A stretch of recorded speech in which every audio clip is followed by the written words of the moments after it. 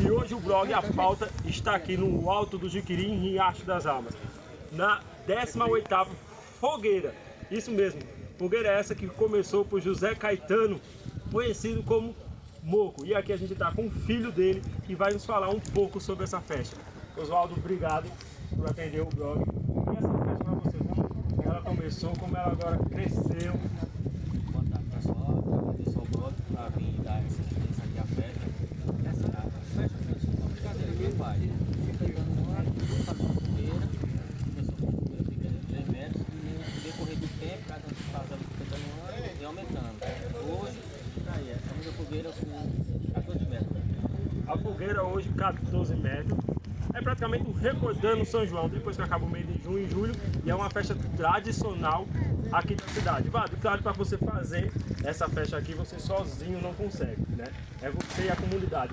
Quantas pessoas mais ou menos já estão envolvidas aqui com você nessa festa? Olha, nessa festa aqui, a comunidade toda está toda envolvida.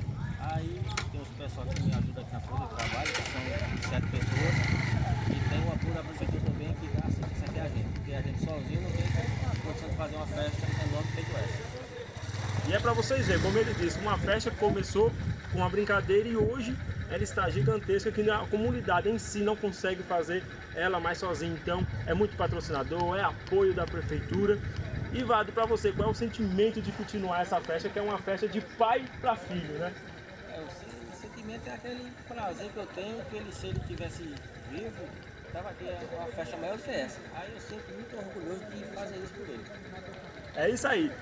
E você, continue aqui no blog, siga a gente pelo Facebook, Instagram e canal do YouTube. Oswaldo, muito obrigado. E dê um recado aí para os festeiros aí de plantão. Obrigado aí para você, do seu blog aí. E a festa aí é para todo mundo. Se Deus quiser a festa aí, pode vir para cá, o pessoal vai ter muito forró hoje.